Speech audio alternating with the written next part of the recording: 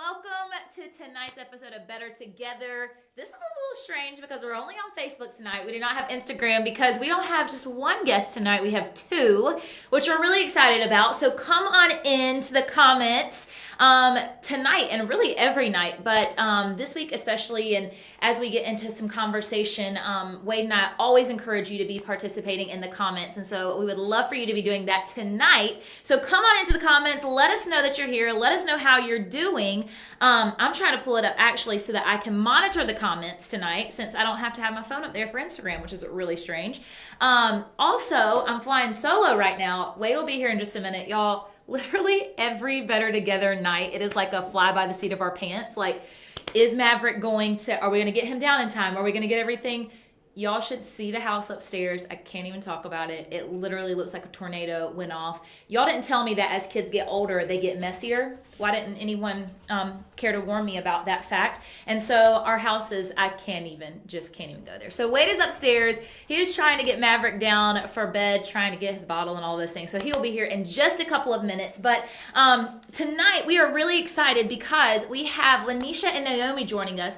Also, I feel like I have lipstick all over my teeth right now. I tried to get myself together and give a little bit, just a little bit of something for y'all. So y'all should feel the love, but just had to fix that. But in the comments tonight, if you have any questions for LaNesha and Naomi, please leave those, and I'm going to be monitoring those as we go. So if you have questions for them specifically, we will try to get to some of those at the end. But tonight, we are going to be continuing the conversation. If you joined us Monday, we talked with two of our really good friends, Hayward and Star John, and that is still, you can still catch that episode here on Facebook, or you can catch it on Instagram as well. But an amazing conversation, just so grateful for them to come on and to share their story and to share wisdom, and it was just a really, really powerful conversation. I know that I learned so much, and so we wanted to continue the conversation tonight about discussing racism in the home and how, as white parents specifically, we raise our children to be anti-racist. And I know that many of us are educators, and we are going to definitely get into some conversations about the classroom later on, because that is such a huge part of it as well. But we feel like we've got to start, obviously, with ourselves and in our households. It's such a critical conversation to have, and I love how Naomi phrases it. She says that it's not difficult conversations, it's important conversations. And so that's what we want to talk to them about tonight. They've also created an incredible resource, and so we're going to talk about that as well and make sure that you have the link to be able to check that out. So really, really, really excited about that, and I think that here he comes, guys. He made it. But another thing before we bring LaNesha and Naomi, he's got the monitor in tow. I'm tired. Does anyone out there do the cocoa melon? Do you do the cocoa melon? The cricket song every night. Let me know. We try to have a bedtime routine. Cocoa melon, puppy dog pals, and the Mickey Mouse Club. Wade is a little sad, y'all, because he's not really taking. Yeah, Wade and Maverick's time together, like very special bonding moments. But it's so every night. Wade does bath and he does bottle, and he puts Maverick to bed every night. And usually I'm trying to clean the house. But Maverick has started. He only takes a morning bottle and an evening bottle, or a nighttime bottle, and he started to wean himself off of the nighttime. He doesn't want it anymore, and so Wade is all up in his feels about how Maverick's growing up. So that's their special bonding moment. So stinks. You'll just have to start reading a book or something like that. But this week, well, really for like the past week and a half, Wade and I, along with our friend Shivy Brooks, Alfred Shivy Brooks. If you don't follow, call me Shivy on Instagram. What you doing with your life? But we have been working on something, and we are going to tell you all about that this Friday. So there will be a Friday night Better Together episode special edition, and we have something that we would love to share with you that we've been working on. So make sure you join us to check that out. But now that Wade is here, that's right. I see LaNesha's here. I see her. So we are going to go ahead and dive into some conversation, and so let's see if we can get them in here tonight. Right. I think Chase, that was your cue, buddy. Yeah. There. I think he's working on Naomi. I think he was texting or something. I'm not sure. Hey, friend. Hi, guys. How are you? I don't have. Maybe it's. Hang on. Hold on. We can't hear you. Hang on 1 second. It's probably us. Could be us. Wait. Now we can hear you. I can hear you. Can you hear me? Yes. Okay. As soon as you call me in, Chase is like, "Can you text Naomi and tell her to get on her laptop?" Listen, she's got babies too. Y'all have all got babies. We know how this is. This is just called life. So thank you so much, LaNesha, for being here tonight, and Naomi as well. And I'm sure she'll hear me say this at some point. But seriously, thank you so much for having this conversation with us. We know that the work is ours, and so we're just so grateful that you would come on and just share your wisdom and share your story with us. We talked to the Johns on Monday night, and it was a great conversation. And so we're so excited to continue that with you tonight. And I think we have Naomi now. Oh, Okay, yes. sorry, I was on my phone. So Do we all have the kids in bed, or is that Yes, are we all both okay? babies are in bed. Not LaNesha here. says no. I just No. want David's probably like running around the house playing some crazy game with them. I do have do y'all like high five yourself at night like Naomi? I know LaNesha, your babies are a little bit older, but you can probably remember this. Like, does anybody just high five themselves at night when both of y'all's, we only have one, thank goodness, but when the babies are in bed? Like, is that just me? Yes, Okay. especially when it's 8 o'clock and you're like, yes, now we have. I am like, yes, you did it another day, man. You did it another day. Crazy. It is crazy, man. Oh. It is so crazy. Well, Naomi, I just told LaNesha, seriously, thank you so much for being here tonight. We're just so grateful to have you guys and to have this conversation that we kind of started on Monday. It was a really great start and a really great conversation that we began. So we are so happy that y'all are here. And honestly, Wade and I want to turn it over to you guys, and we are here to be the learners right along with everybody else in the comments. And if you just joined us, I did say that you could ask questions in the comments, and we might try to get to some of those at the end.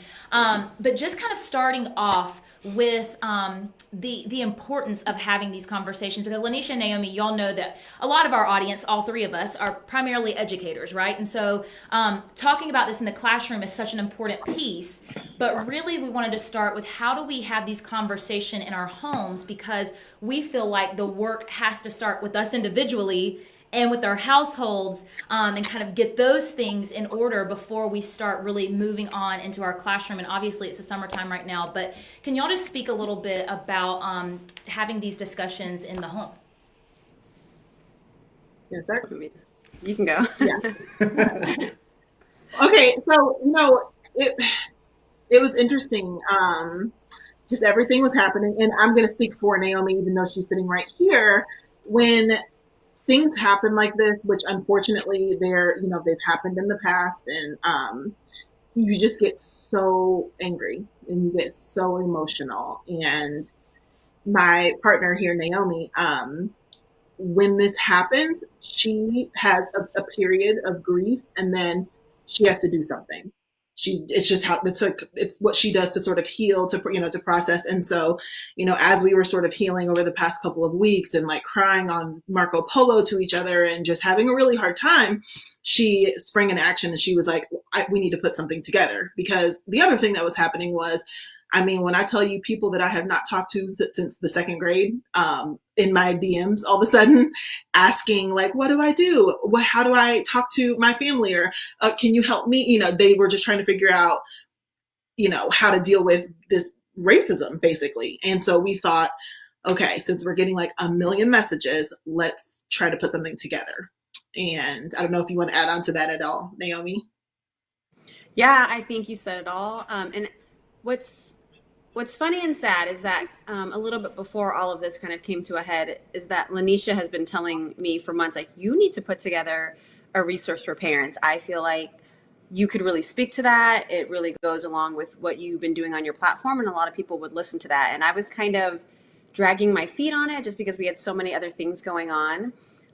So when this happened, I immediately felt guilty that I hadn't done this work sooner. And I was like, we have to put something out there. Like the urgency has always been there for us, and it comes out through the work that we do, but it's usually for teachers and for students. And now we're like, no, we need to be getting into homes with this work, because in the classroom just isn't enough. Like, we need all hands on deck. We need parents and caregivers to understand that this is important work that they need to be doing in their home. And as I have these talks with my children, and I have to, well, one child, the other one's baby, but as I have talks with Noah and I have to explain, here's what's going on right now, here's why I have to go to a protest, here's why I'm crying all day, I start to think like, well, are white parents having these conversations too? And a lot of the times, like LaNesha was saying, we are getting DMs and we're getting comments and we're getting texts and messages from white friends saying, well, I don't know what to say. Well, what else should I be doing? I've never had this conversation. How do I have it? So it was like, you know what? You should know what to say. I'm not sure why you don't, but if you don't know what to say, we'll tell you what to say. So we just kind of put this together to help get those conversations started in homes because, like I said, like it's not hard. It's critical. It's important. It needs to be happening. Yeah, and first of all, if you have not watched Naomi's video with her son Noah and the conversation that they had, um, it just it was so eye-opening, I think, for so many people. I'm speaking for myself specifically, but I wanted to ask y'all's opinion on this because Naomi, how old is Noah? He's 4. 4. 4. That's what I thought. Okay. And so when we talked to Hayward and Star on Monday night, I thought they said something really interesting because I asked them the same question, and I want to get y'all's opinion too. But I said, the number one thing that I'm hearing a lot of on repeat is, when do you start having these conversations? How young is too young? I'm sure, I cannot even imagine. Like, I am sure y'all have seen it all. But I thought they said something so interesting on Monday, and I think that Star was actually the one who said it, and she said, when your children are able to tell you what they want, when they're able to determine, no, I want this cereal over this cereal, I want this type of cereal over, that is preference and that is privilege. And when they can start telling you those types of things, they're ready to start having these conversations. And so when do you begin these types of conversations? I know obviously it looks very different. Well, has looked very different. Hopefully moving forward, it's going to change completely. But for you guys versus a typical white family, because most white families never have the conversations in their household, that you guys are starting at a very young age. So for those people who are asking, when do I start having these conversations? What is your opinion on that? I would say I don't, just so early, because even if you're not having the conversation about racism and police brutality, you can still be talking about race. You can be intentional in the books that you choose and the shows that you're watching and the conversations you're having about people when you're out, and pointing out race and making sure you let your kids know that you do see color and point out, like, oh, isn't, like, here's this man over here. What do you notice about him? And make sure it's not something that is uncomfortable to talk about, because then you even have adults to this day. Like, I was talking to my friend the other day, she's 35, and she was saying that she feels racist talking about race, or she feels racist mentioning somebody's race. And that's just from growing up being told that you shouldn't mention people's race. So I think even before you get into those heavy talks, you can even just discuss race with your kids. And then also, I'm thinking back to when I would go to the library with Noah when he was 2 years old, and someone is grabbing his hair. Multiple white people are just, without permission, putting their hands on him. And I have to explain to him, don't let people touch your hair. People are going to touch your hair because they think you're different and because you're black. So it's like we're forced to have these conversations early. Other people need to be having these conversations too, so that their kids aren't doing these things to our kids at an early age and then forcing us to have these conversations. If they were doing their work, then maybe we wouldn't have to have some of the conversations as early as we do.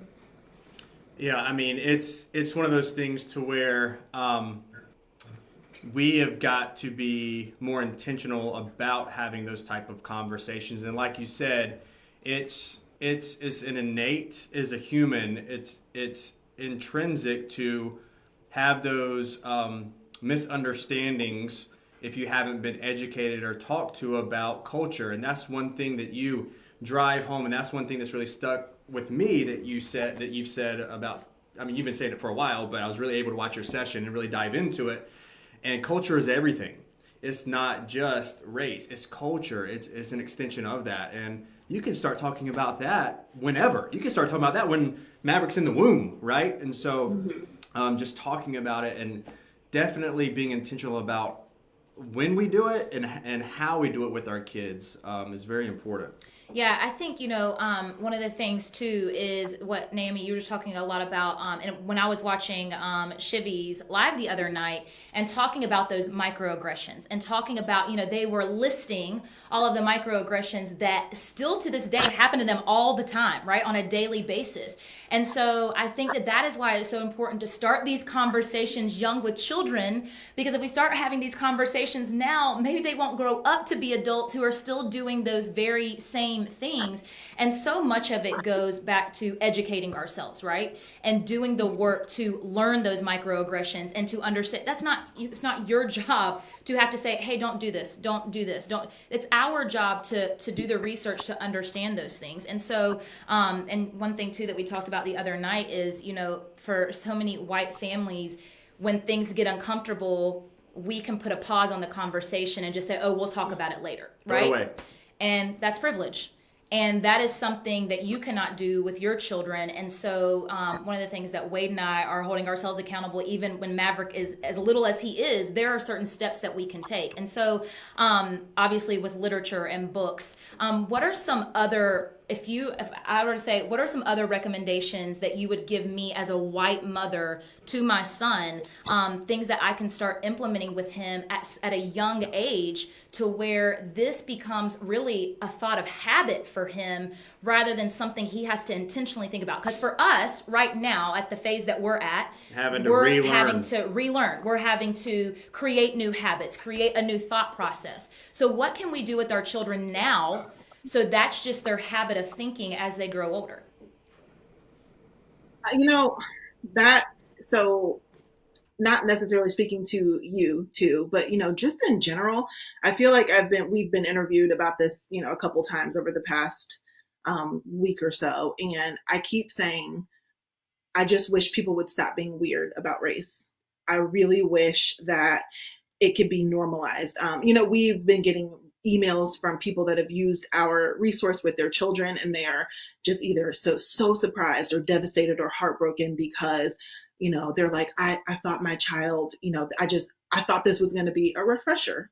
I thought this was just going to be like, oh, look, whatever the exercise is in the book, like, we're not racist at all. And, when the kids were asked these certain questions or asked to pick a picture of a child, with different skin tones and why they picked them, so many of the parents have emailed us back and have just been like either in tears or devastated. And they're like, I just thought my child was this sweet little child. And they are. And, they are the sweet little child. But she was like, I see now that we have so much work to do and I should have been doing this such a long time ago. And so I'm just really begging and pleading. I just wish people would stop being weird about race. And what I mean by that is, even like when someone wants to say black, it's so, they almost approach that word like it's going to be offensive. Why is it offensive? I am black. I'm very proud to be black. There is no reason why you should have a problem, identifying people, or at least getting to know, what different races people are, or, even from a young age. And then, the other thing that I really wish that I could get white families to consider is just dominant culture, right? It's probably a hard muscle to grow because when you turn on Netflix and you go to the kids section and you might want to let your kids watch a show, you are 100% going to see your child represented there. There's nothing to worry about. All of the characters will reflect your child. Not so for some of us, right? And so even pointing that out when your kids are old enough, what do you notice about the show? Does everyone look like you? Why do you think that is? Well, where are the other kids, And we got asked a great question last night. Someone asked us, what does a white family do that lives in an all-white community, all-white church, all-white, they're like, how do, those parents address some of these things when there are just no black people around? And I loved that question because, what came to mind was, in a space like that, I'm sure race does come up and it's probably unfiltered because there's nobody there to be offended by it. So if your kids could start to hear you calling other people out, I don't care if there's not a black person for 20 miles. The fact that they just heard their parents say, that is racist, that is not okay, and you should not talk about people like that, that's going to go so far. And so, even little things like that for me can be done from day one, quiet little ways. You'll notice as your child just goes through life every day. You'll see little opportunities to coach them into that. But it is stepping out of your privilege because you don't have to think about that. And that probably is a lot of work. But guess what? It's a lot of work being a Black parent in America as well. Yeah, and I love that part, and I mean, we've kind of heard that a lot of it's not an external thing, it's more of an internal thing, and when you have that internal dialogue, that really shows. Number one, the first time that you do it, if you're a white person, it's heavy, but just like LaNesha said, it's heavier for the Black and brown parents and children right now than it is for us, and it may make you feel uncomfortable, and it's going to be awkward, but you know what? You're going to feel firm in what you're saying and what you're doing because it's an internal, and you know you're on the right side of being right. And so those small words and those small actions are a lot better than just saying you're going to do something or posting something. It's those private conversations, and that's the only way that we can truly, really start to change what's going on. Yeah. And speaking for myself, again, I'm not ashamed to say this is what I think because I'm, trying to unlearn a lot of things as well. But I think that when it comes to speaking out and when it comes to speaking out in front of your children or when it comes to just speaking out in general, I know I saw a lot of questions on this the other night on our live with Hayward and Star. It was a fear of not knowing. It was a fear of, if I call someone out and they challenge me, but I don't have enough knowledge, how am I really going to back up what I'm saying? And so is it enough to just speak out and say, that's racist, that's not okay to say? And how do people, kind of get over this fear of, I've got to have all the facts, I've got to have all of the information? Because I know I've heard both of you guys even say, we don't even have all of the facts. We don't even have all of the information. And so waiting until that moment is way too late. And so with their kids at home, if their kids ask questions, if they don't know the answers, or if they're talking to someone else, if they don't know the answers, I think time is up for that, honestly. At least for me, time is up. And it's a matter of saying, just like we would in our classrooms, well, baby, I don't know the answer, but let's figure it out. Let's learn together. But what advice do you have for parents who are still using that excuse? Because let's call it what it is. It's an excuse, and maybe it's white guilt, and maybe it's they're not ready to have those kind of conversations. But what advice do you have for parents that might feel that way? To educate yourself. I feel like you have one time to use that excuse of I didn't know what to say in that moment, because it's going to happen again. So when you're not prepared the next time and your excuse is still that I didn't know what to say in the moment, at what point do you put the accountability on yourself to educate yourself about that? Like, pull out your phone, go to your computer, and read up on it. There are so many people that have, PhDs and all sorts of degrees that have been researching these things and writing about these things. And even if they don't have a degree, Black people just sharing their lived experiences for white people to learn from, saying, hey, this is my experience as a Black person. This is what has happened to me. This is what I wish would happen instead. There's so many places to learn in this day and age. There's really no excuse. Like you said, like it is an excuse. I feel like you have one time to be caught off guard and then to educate yourself. And the longer you listen and learn, the more you'll see that people have been having these conversations and putting out these resources forever that you can learn from, and you'll always be able to say something. Like say something racist happens and you call it out and the person challenges you and you don't know what to say. You can get back to them on that. Like maybe you're like, I don't know why it's racist, but I know that was racist. You can get back to them later and say, hey, remember yesterday when you said that comment and I wasn't really sure? Well, here's what I read about, and here's something I think you should check out. Or can we revisit that conversation again because now I know this? And then you can at least say it happened in front of your kids, go back to your kids and explain that, because then they'll have the language and the wording to use when something similar happens with their friends. Like it's just an excuse. You can only use the excuse for so long. Educate yourself. I love yeah, Oh yeah, go ahead, LaNesha. Sorry. I was looking over here at this one. I didn't see the two things here. No, sorry. And you know what?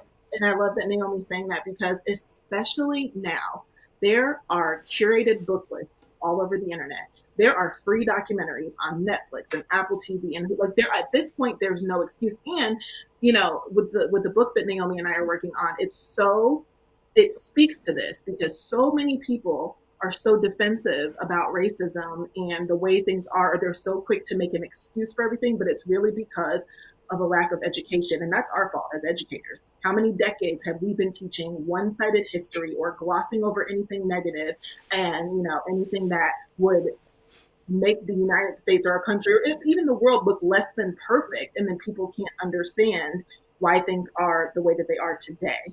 And so, the things that we do know well, like I gave the example from the actress Amanda Seales. She hopped on Instagram and she was like, you know what I know all about? The Holocaust. I can tell you all the things about the Holocaust. Why? Because that was important enough to be included in my curriculum growing up. Now it's your turn. Like, you have, because we didn't do it in school, and Naomi and I are working on changing that, but because you didn't learn it in school, you have to go educate yourself now, because that's just what it has to be. And then once you see the history of things that have been happening and how it's affecting things that are going on today, it might make a little more sense to you, the things that we have to fight and why those things aren't okay. I mean, both of you guys, it's very hard for me to pay attention, but y'all are both, I'm in it. I want to address something Naomi said a second ago. Specifically, I mean, I have an athletic mentality, but I loved your response of, it's kind of like, if I'm doing jujitsu, and just stay with me, guys. And if I don't know where this is going. I have no idea, guys. If I get tapped, right? If I get tapped, it's over. But what you're saying to us right now is you have the opportunity to learn not to put your arm out there again. Go educate yourself, and you can have a redo, not necessarily a redo, but you can go back to it. Just because it was a conversation that you had yesterday doesn't mean it's not evergreen right now. This is evergreen. You can go educate yourself, learn that move again, and you can replay it all over, but don't just let it pass by. Don't tap out on that. And then, I mean, oh my gosh, LaNesha, just focusing on the importance, and if you didn't see, the guide was up there. Yeah, we're going to talk about this in so just a we'll second. talk about the guide in a second. I'll let you take it though. But okay. It'll come back to me. I have ADD, y'all. Okay. Bear Well, with me. I did want to say Bear with something. me. Just after listening to you guys and just reflecting, and that's something that I've been trying to do out of habit, is reflect and constantly listen. And the thing about it that I have learned, probably, to be honest with you, in the past couple of weeks, is that you don't know what you don't know until you put yourself out there, until you start having the conversations. And just talking about myself specifically, posting a Black Lives Matter graphic for me at this point in time is not putting myself out there, right? That's not really putting myself out there, because it's like you guys have said, you've called it, it's trendy right now. So that's what a lot of people are doing, amplifying voices, right? And so that's not putting myself out there. And so honestly, what I've done over the past couple of weeks is I've had conversations with people that I never dreamed I would have a conversation with. As a matter of fact, I was speaking with someone today, and I was explaining to them that and I mean, this is privilege speaking, so I just want to make that clear, but I'm afraid right now about everything that I say. I'm constantly afraid. I'm afraid about what I do. I'm afraid, having these conversations. I'm afraid talking to certain people who know way more than I know. But at this point in time, it is urgent, it is critical, and we have to do it afraid. As white people, that is no longer an excuse to say that we're afraid. That is no longer an out that we have. And you don't know what you don't know until you try. And then in every conversation, listen, my conversations have been rocky. When I go back and think about them, I'm like, oh my gosh, did I say this? Did I say that? But in every conversation, I've learned. And that is the only way this is going to become normalized. That is the only way that we're going to be able to have these important conversations, is if we try and we go into it saying, I'm afraid, I don't know what to say, it's not going to be right. But you're not going to know unless you go into it and just do it and try to have the conversation. So I think that that's just an important reflective piece that I've had lately. And I'm telling you, I've learned by having those conversations, I have learned more in a short amount of time than I have over the past 3 years. So that's just a reflective piece that I've had. And But I find go ahead, that Naomi. when you engage in these conversations with people, and there are people that try to come back with you, well, what about this and what about that? A lot of it is the same argument over and over and over again. So if you educate yourself about these things, even though you're talking to 20 different people, all of their arguments are the same things or the same weird fact that they throw out there, like, well, what about Black people doing this? And you're like, well, actually, let me give you a quick history lesson, and this answers that question for you. So the more you do it and the more you learn, you'll be able to, like shut down about 20 different people when they come at you with the same tired arguments that they're regurgitating from their parents, or that they're regurgitating from some horrible history lesson they had in class that doesn't allow them to, think in the way that they should be thinking about issues that are still occurring today.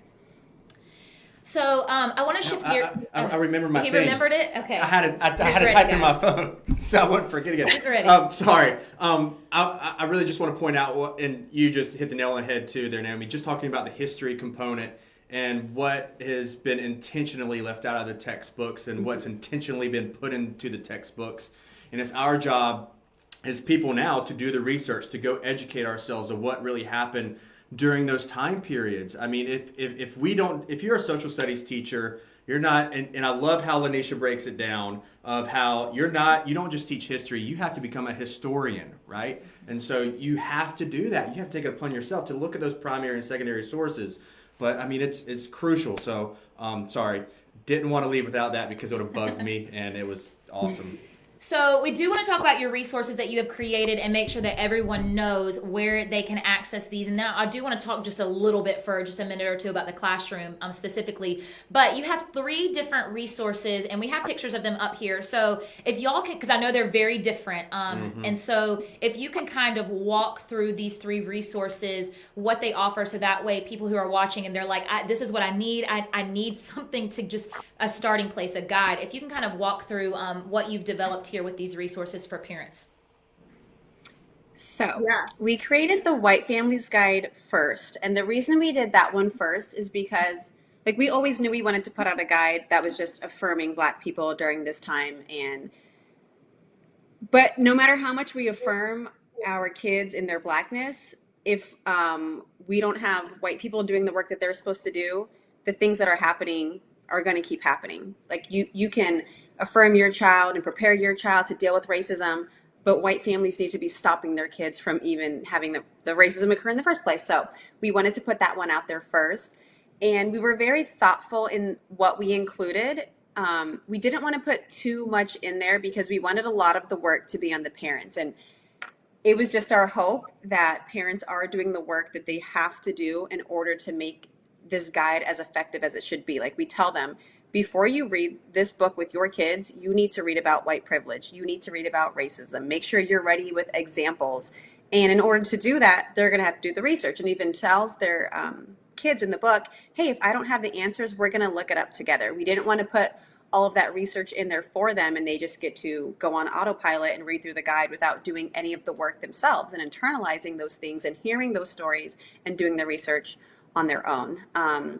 So the first part is for them to kind of, in the safety of, just white parents or white caregivers and white kids, talk about racism that they have, or ways that they've been racist themselves, which I think would be really helpful for a lot of kids to see that, here's my mom or my dad that I think is a really great person, and they've been racist too. Like, racist people don't just have to be those people on the news that are so far removed from us. They get to see that it can look different. It comes in all shapes and sizes, and it can come from, it can come from your pastor. It can come from the person at the grocery store. It can come from grandma. So to have those open conversations about racist things people have done without just being this evil, I don't know, like KKK grand wizard, like it doesn't have to come from there. It can be from mom, and here's what I've done before, and here's what I should have done, and here's what I should have changed. I should have never done that. Here's why that behavior was wrong. And I'm telling you this because I don't want you to do the same thing that I used to do when I was your age, or have the same thoughts that I had when I was your age. And I'm helping you to become a better person. Yeah, to add on to that, on Instagram, there's a teacher, Dwayne Reed, teaching Mr. Reed, and he put a tweet out the other day that said, misinformed children become misinformed adults. And that was so powerful to me because, I mean, look, like when this is not happening at home, it's not happening at school, we grow up and then all of a sudden we've got a generation of people that are just, they can't see anything past their experience, and they can't imagine that anything, can be true. You just see so many people saying, oh, white privilege isn't real, or this, and they've got such strong opinions, but it's because they can't look outside of their own experience. And so when we created this, we were really, really hoping that it would just be a starting line. In no way was that resource developed to be like the be all end all. Like, if we get through this book, yay, we're not, saying racist things anymore or being racist at all. It is a starting line to open up a conversation. That's really what we're going after. And I love how Naomi even said the power of a parent processing this with their child will let them know exactly what she said. It doesn't have to be the KKK Grand Wizard. You can be as nice as a piece of pie and still be completely racist, because so much of it is implicit. So many people don't even realize what they're doing is racist. It's and then once they realize that, they can start to call it out. And, when they process that with a child, and I think that's why so many people get so offended at the word racist, which, I can understand that it does have a very strong connotation, but you can be just as sweet as a piece of pie and just be doing racist stuff all day long and not even know it. So it is what it is. And I think that the important thing that I keep reminding myself of, again, being intentional with my thoughts, but this is not just a conversation that you have one time and then, all right, we're good. This is literally, this has to become a lifestyle.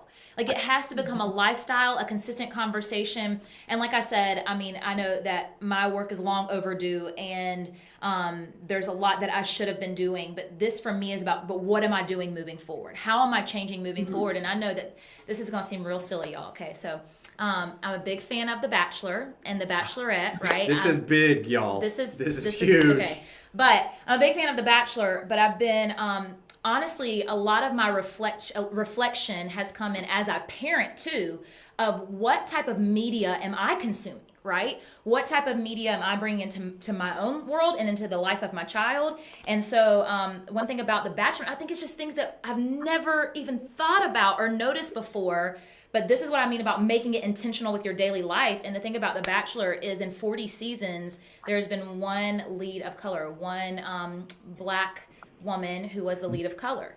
And I didn't even process that or think about it because I'm white and I'm privileged, and so I think of, oh, this appeals to me. I don't even think further into it that there's no representation, while there might be other different men and women of color on the show. That's a different conversation. It's a different conversation. But anyways, I'm getting somewhere, I promise. But I listened to a podcast yesterday, and it was Rachel Lindsay, who was the lead of the show, the woman of color, who was the lead of the show, and a white woman who was also a lead in the show. And I'm telling you, it was one of the most powerful conversations that I've had, or that I've heard, just because it was like, whoa. Like, this is what I'm filling myself with and my mind with. So, of course, I'm only going to see this tunnel vision, right? And so I think it's so important for us to just have a critical lens as far as what we're bringing into our home with media, with literature. And you girls both have, you guys have amazing resources for literature and books that you can be reading with your children that start amazing conversations. But I think that as parents, we can't say, oh, let me monitor what I'm bringing in for my child and not do it for ourselves. And not constantly have that state of reflection for ourselves. So, and what I really, the reason why you did that, that's the reason why in 40 seasons I've never tuned into The Bachelor. And then when they did have the one black woman, I was like, well, wait a minute, maybe I should check this out. I didn't end up watching it, but literally that is the first thing, something that you don't even notice. It's the first thing when I walk into a room, when I travel to a town and it's a little town, I'm driving nervously. When I go into a store, when I look at a book, literally it's the first thing that I always think of. Am I the only black person here?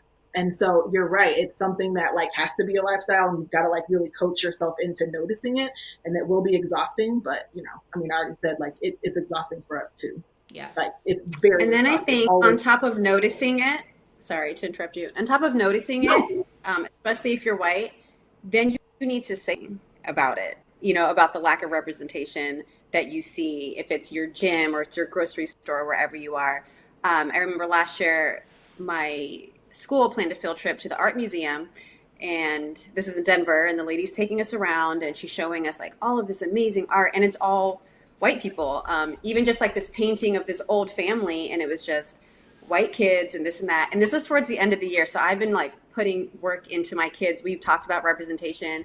We had just gone to a field trip to see the Nutcracker a few weeks before, and I had a lesson about representation. So when the little old white lady is like, what do you guys notice about this picture? Like, one of my white kids is like, there's no black people in this picture. Like, that's when and I was like, yeah. And she was like, you know what? I'm so sorry, and she's looking at her paper where she's supposed to take my class.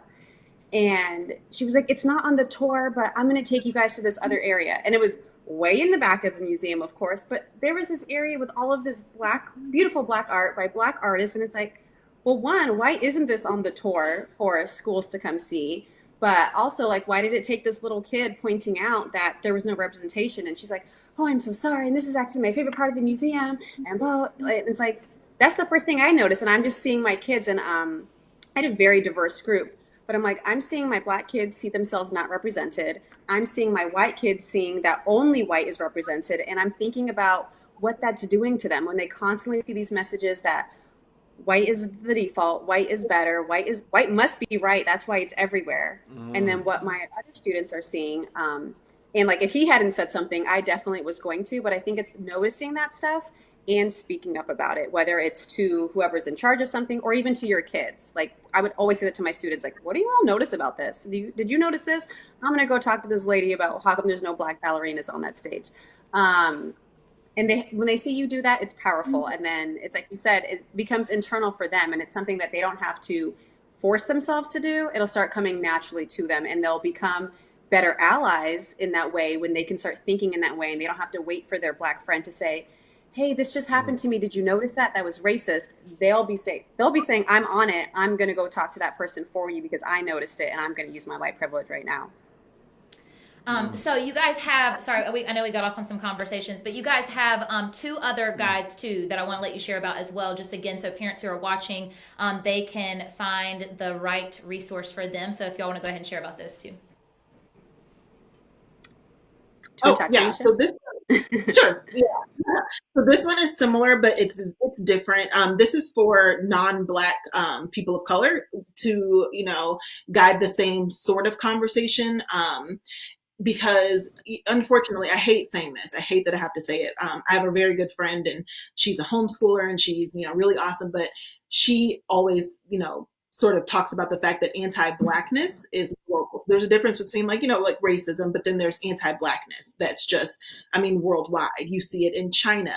There was just a news report about a McDonald's saying no Black people can come in here because of the virus. That sort of thing. Like, anti-Blackness is an issue for so many people. And so this guide is similar, but it is geared toward people of color talking to their children about being better allies for the Black community. So there is a difference there. Is there anything else? Yeah, and it also validates the experiences that people of color have, because they also experience racism in their own ways, but it's still different than anti-Black racism. So we wanted to validate the fact that you have experiences too, that you can think about those to relate to Black people, but we also need to be allies to the Black community, because that anti-Blackness, like even in, I think of in the islands, like where my parents are from, there are creams, to like lighten your skin. Like, anti-Blackness is everywhere. It just had to be addressed with that POC guide for non-Black people of color.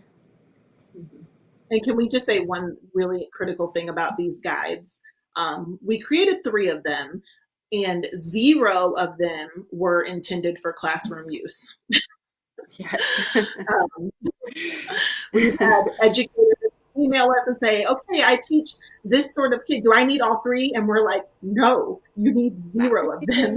These are not for people, it's not for teachers at school, because we set it up in such a way that parents or caregivers have to unpack biases, experiences, past racist thoughts, things like that. Yeah. And that would be incredibly harmful to do in a classroom full of students where their makeup may be very different. It's not for school. So please hear us when we say that. I think we have the third one as well. Last one real quick, and then I got questions. So the Black Families Guide, all Black families have to have these conversations, but we put out a guide for them just to talk about the racism, just like kind of a way to talk about it, but also affirm them. After every time we had a moment of them saying, "Hey, have you ever experienced racism? Let me tell you about racism that I've experienced."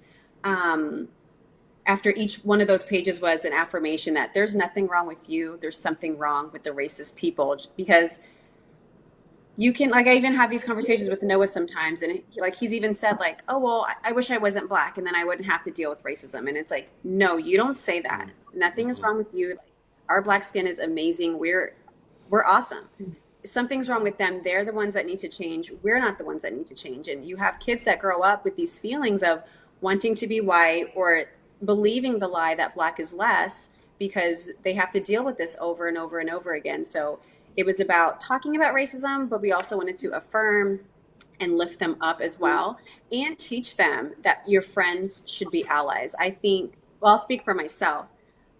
Along the way, like middle school, high school, there's so many things that I let my white friends say to me that I did not say anything about, because it was like, oh, well, they're my friend and they didn't mean it. And I really wish that I had that conversation and I knew that wording even of how to find an ally.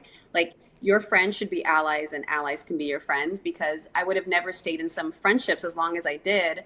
Or maybe I would have spoken up about it instead of just excusing them as like, oh, well, they're a friend. I need to be worried about real racist people.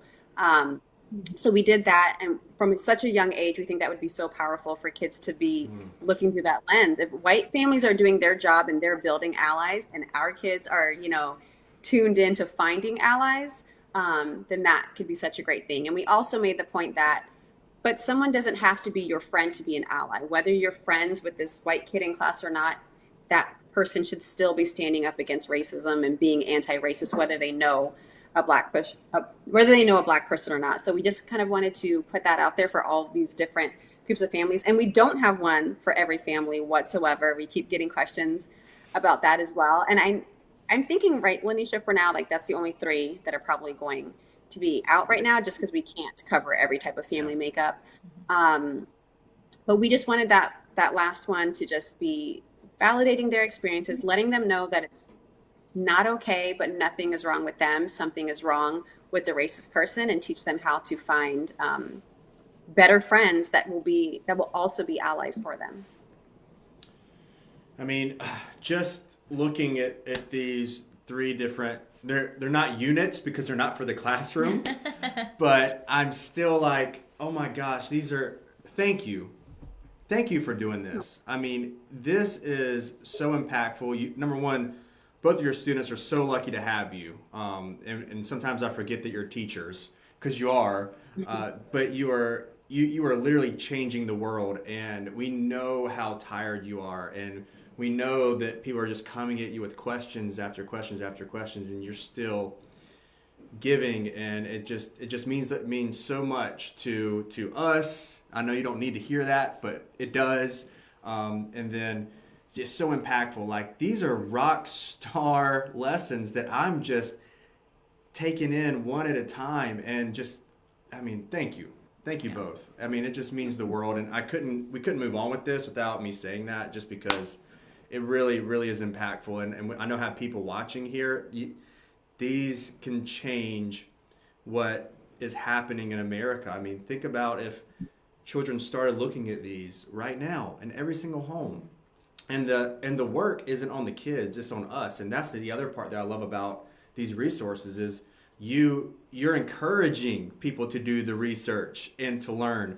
And oh my gosh, I only looked at one thing, but I went down this huge rabbit hole and I found all this other information when I thought I was just looking for this, and then having those conversations.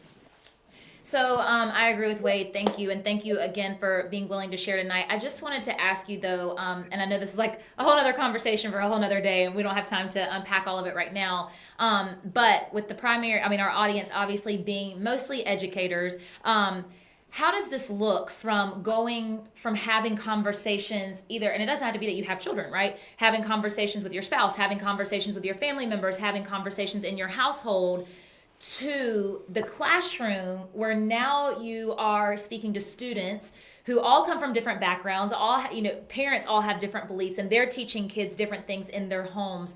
What does this look like for an educator as we go back into our classrooms and start having conversations? Is it very similar to what we're doing at home, or does it look different?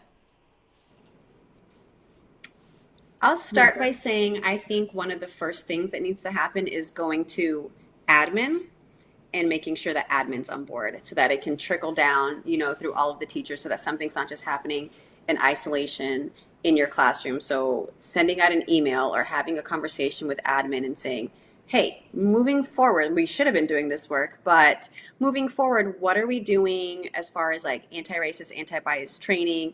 Are we taking a look at the curriculum? I'm thinking about all the books that we have in our reading program. What are we changing? What big changes can we make starting right now that are mandatory for all teachers? And then as it pertains to parents, like LaNesha and I have been doing this work, and we always say that we don't shut the door and keep our work a secret. Like we let our parents know what we're up to. I know for me, in my getting to know the teacher letter that I sent home at the beginning of the year, I tell parents we are going to be focusing on social and racial justice this year. If you ever want to pop in on a lesson, go for it. Be looking out for papers that are going to go home so you can have these conversations and continue them in your home. And like, I'm very open about it. I send home newsletters like, hey, this month, here's what we're going to be studying. Here's what we're going to be learning about. And the parents are always well aware of what's going on in the classroom. And the one thing that LaNesha and I always say is that we just present facts. There is never a time when we're just saying, hey guys, here's what I think, or here's how I feel. It's, hey, here's this historical thing that happened. Here's data, here's statistics. What do you guys think about it? And that's how it's presented. So if a parent ever comes in, and I actually have had a grandma come in and say, she's white, her granddaughter's black, and she said, I don't want her to learn, about racism because she's going to start disliking me as like her white grandmother. And it was just like, and we had a pretty good relationship. But I was like, this is just history and she needs to know it. And I'm not like, we process with it, and you can continue the conversation with her at home and talk about, what you're doing to be anti-racist at home. But I'm not telling her like, oh, you need to hate white people or anything like that. And we process things. And I was like, you're welcome to come into the next lesson that we have. Like, you're welcome to look at the papers that go home tomorrow because we're going to be having this conversation all week. We were learning about Ruby Bridges at the time. And the guidance counselor was in there with us and was kind of explaining to her, and she was white also, explaining to her why these lessons actually were very important and why like any kid needs it, but especially, her black granddaughter would need this to understand her history and her people and where she came from. And she got it and she understood that. And it was like, I'm never saying like, hey guys, guess what? Like we're out to get, white people and white people are evil. And that even just that one conversation opened her eyes. I think some people just imagine the worst. Like when you hear we're having a conversation about racism, I don't know what people think is happening, but they just imagine the worst thing ever. And even so I looped up with most of my kids to first grade, and this same grandma that we had that conversation, like she begged for her granddaughter to still be in my class the next year. So I think you keep the lines of communication open with parents, you stick to the facts, keep your bias out as much as possible, and you just teach and you just do what you're supposed to do, because we are creating citizens that are going to go out into the world, and we need to be making sure that we're giving them accurate history lessons and teaching them to be anti-racist. Like the world depends on it. We need it. Yes. Yeah, and so in our classrooms, I mean, I love what you just said, because you just pointed out completely that we don't even have to know all the facts to be able to teach this type of instruction and teach these important lessons, because we're literally presenting something for the students to analyze, which then we're getting to those higher level thinking skills that we all talk about all the time with standards and content. Yes. But you're opening it up to, what do you notice? What do you see? And it's really up to the students to invest and to do the learning rather than us doing the teaching, right? It's really it's the student's job to develop those conclusions and to really understand and to inquire and to ask the questions. And one thing that I really want to add on to what Naomi said is, one thing that I have found is, when I first started teaching, I used to play devil's advocate. I encourage you, and this is just me from personal experience, if you're an educator and you teach upper elementary, if you teach middle school, if you teach high school, refrain from playing devil's advocate, because kids are super impressionable. And if you do that, even though they say they know, they don't, they think that this is what you're doing, and especially if you do a really good job at it. So I ask you, from my experience, don't do it. Don't do it. Don't play devil's advocate. Give them the facts, like Naomi said, real, actual facts, and let them inquire. Let them ask the questions, because now they become the learners in the classroom, and they start teaching each other, and they start teaching you. So, Yeah. That, LaNesha, anything that you want to go ahead? Yeah, the only thing I would add on to what Naomi said, because I was just over here saying amen, is it's the parallel to the actual historical event and giving kids a chance to, just say what they think about it, etc. The flip is literature, right? And so picking really great titles intentionally, especially like Naomi and I will teach books on purpose that deal with issues, race being one of them. And then it's almost like a book club. So once again, you are still talking about race, racism, was this right, was this wrong, but it is in the context of a story. And if it's a book that we're reading, if teachers are worried about like, well, I'm going to get in trouble, which, after this climate, I'm really hoping for a revolution when we all go back to school. I just feel like, there's a different energy, and I feel like a lot of schools have a great opportunity to kind of burn some stuff down and rebuild it. And so at that point, bringing in very, specific titles to talk about, alongside with just real history lessons. And you can get so much of that really great instruction in through those two avenues. Very simple changes that will produce huge impacts in the classroom, just opening up conversations and allowing students to share what they see, their opinions, bringing in through literature, things that we're already doing. It's just about switching our mindset a little bit, to be able to open up those conversations for everyone to be involved in. So seriously, if you haven't already, go purchase their resources. Oh my goodness. I mean, like Wade said, these are just powerful resources that every single parent needs to have access to have these important conversations, like Naomi said. And I love that she keeps saying it's not hard conversations, they're important conversations. And for us specifically, time is up of all of the excuses. Time is up of saying, oh, I will talk about it when they're a little bit older, right? Or we'll talk about it when they're a little bit older and then they're 10 or they're 12 or they're a teenager and they're racist and they're doing these things in their middle school, in their high school. And so time is up for that for us. And having conversations. Can I just add in? Yes, please.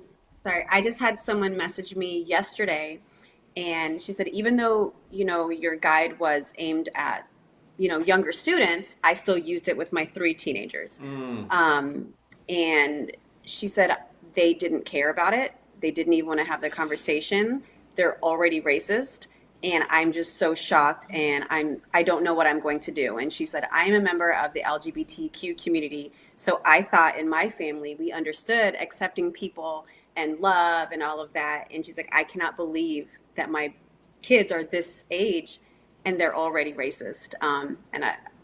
It's like, I don't even know what to tell you, because unfortunately, the younger the better, because you have had the world and whoever else in their ears giving them these messages, and these biases are now, it's like the roots in a tree, you know what I mean? Like they're just down in there. And to unlearn all of that for, I don't know how old her kids are, but 13, 14, 15, 16 years of those messages going unchecked and not directly and intentionally being addressed, that's what you get. Like, it's sad because her kids are probably going to affect my kids someday. But like, these parents are so shocked at some of their kids' answers. Or the TikTok challenges that have been going around, and kids are losing their scholarships, and kids are, because they're doing racist things on TikTok and on these social media platforms, and colleges are and they think it's okay. So things like that. I mean, there's a lot of intersectionality. I mean, and that's a different topic, maybe. I mean, I don't think we have time for that now, but I mean, it's just, I mean, it's very sad. But I mean, again, if they're 13 and 14, they're still, I mean, there's still time. And this, like you said, at least they notice, right? At least the caregiver or the parent, Naomi, at least they notice, right? And so maybe they can. I think it's important to note too that, I think a lot of parents would say, well, I'm not teaching my kids to be racist, but they're not having the conversations about being anti-racist. And so again, it goes back to television. What I'm feeding my children with every day, what they're seeing on television, what the world teaches them. Because listen, parents, the world is going to teach our kids faster than we will if we allow that, right? And so as parents, we have to take the responsibility of saying, well, I wasn't I wasn't not talking about it. Well, then you're not talking about it at all. And your children they're gonna create their viewpoints and their biases and their racism on what the world is teaching them. And so that is why I'm like, is it even too young? I mean, we're starting with Maverick now, books and those things that we're already. Toys. Yeah.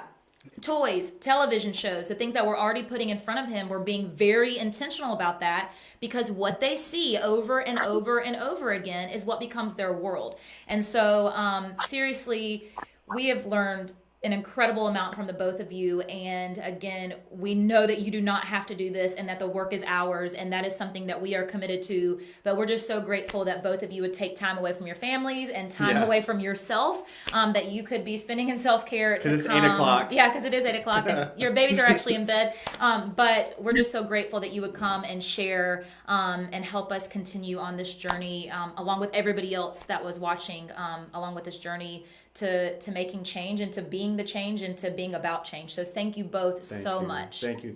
Yeah, thank you for this platform. All right, we'll let you guys get back to your families and we'll talk to y'all soon. Yeah, all right. Good night. Thank Bye, you. guys. Night, guys.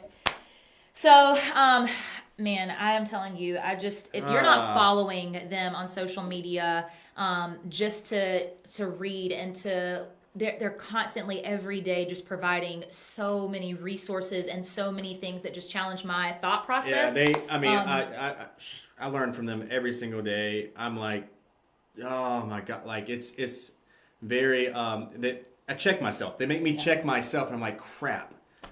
Oh, here we go. And you learn from it. Yeah. They're and amazing. one thing that we're learning too is, and things that we're telling the community, please don't reach out and ask them questions. Don't. They have been so gracious to come on this episode tonight and to share their story and to share strategies and to share information. And it is not their job to hold our hand and to walk us through this process of unlearning our privilege and unlearning our biases. That's for us to educate ourselves on, and that's something that Wade and I were constantly trying to read, and again, constantly trying just to analyze what we're surrounding ourselves with. So anyways, thank you for joining the conversation. Thank you for being active in the comments and sharing experiences from yourself, because I think the more that, Chase, I ain't done yet. The music's already on. I feel like that's like me. I have to be done in 60 seconds. We're not done yet. No, but I'm sorry, Chase. I'm kidding. He's just trying to be perfect. I mean, the more that as white parents and white educators, we have these conversations with one another, the more normalized it's going to become, and we are going to be able to really dive deep into how we can make these changes on a daily basis, and it can become part of our lifestyle and part of our thinking, which is what we're committed to doing. Yeah. So, last thing I guess from me is just, I mean, it's one of those things to where if you are a married couple, if you're living with you've got to model it, and you have to have those open conversations of, man, golly, and outright acknowledging, yeah, that was my white privilege just speaking. And that was racist. That was racist, or whatever it is. And that's what we've really started to do to unlearn and to just learn together. Because if you don't do it in your home, then how are you going to do it out in public? Mm-hmm. And we've got white people, we got a lot of work to do, and it's our work to do. It's not our black and brown brothers and sisters to do the work for us. But also remembering too that it's a marathon and not a sprint. Right. So that's what I'm constantly telling myself, because I don't want to burn out on this when you do sprints and then you just can't, you're taxed and you can't do one more, right? And so it's about taking it one step at a time, one day at a time. Right. And so with that, we do have another episode of Better Together on Friday night our friend Shivy Brooks, and you want to be a part of it. He is actually going to be joining us, and we are going to be talking about something that is coming up to bring us all into the conversation and to challenge us all to do the work. And it's something that we've been working on, I promise you, probably 22 hours a day for the past couple of weeks, or the past week and a half. But we're really, really, really excited about this, and so we would love for you to join us on Friday night at 8. If you don't follow him, go ahead and start so you can get familiar with him. But join us Friday Brooks. night at 8, and we will be talking all about that. But thank you for joining us. Thank you for investing your time into the conversation. And here's to being better together. You see what I did there? Yeah, you can press the button now, Chase. Okay. All right. Thank you guys, and we will see you all on Friday night. Have a beautiful Thursday. Bye everybody.